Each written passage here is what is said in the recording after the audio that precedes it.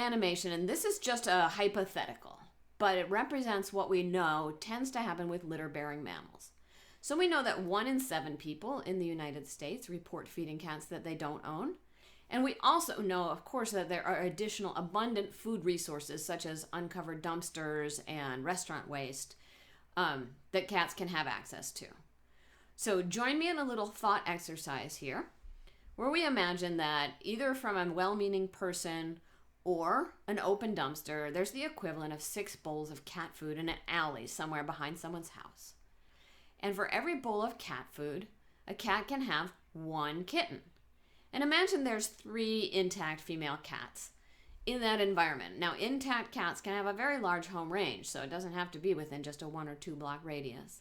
So it's very likely where there's a food source, there's more than 1 cat that has access to that food source if it's unprotected. I have an R here on each of these cats because they can each carry rabies if they haven't been vaccinated, and an R and a T on each kitten because they can each carry rabies and toxoplasmosis, as I discussed. Now imagine what happens when we remove one of the cats.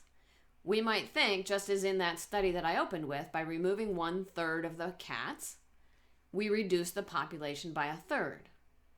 But if we didn't concurrently hunt down that food source and also remove it, talk to the person who's feeding cats and tell her she needs to put out 1/3 fewer food bowls every night, or find the restaurant owner and get them to cover that dumpster or stop throwing out food waste.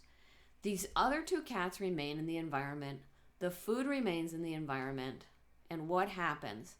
Now instead of having access to the equivalent of 2 bowls of food, they have access to the equivalent of 3 bowls of food, and they can each have larger litters.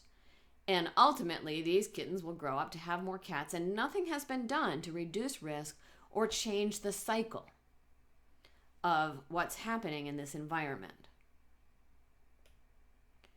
Now, we don't have the resources to do a detective search and find out where all the food sources are and reduce them at the same time that we sterilize a cat.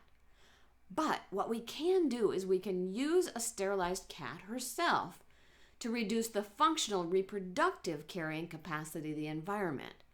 How do we work this magic? Well, if instead of removing this cat, we take her to a TNR clinic, vaccinate her, ear tip her, and sterilize her, and put her back, and watch closely now for that animation, what's going to happen? We don't know where the food source is that she's been eating, but she does. By evidence of her good body condition when she came into the shelter, to the TNR program, she has access to a food source. And if we let her, she'll go back and continue eating it. And what does that mean? These cats don't have access to any more food, and so the following year they will have the same litter size, and we will only have 4 kittens born instead of 6 as we had in the previous scenario. Whether removing or returning this cat and adding an extra 2 bowls of food. Do you see how that would have the same effect? If we return this cat without adding any more food, she's going to go eat the food she was already eating, and there's no more bowls of food for these other cats. If we return her and require a colony caregiver now to add some food to this environment, it will still be a benefit to this particular cat. She won't have any more kittens and she'll have a better chance of survival.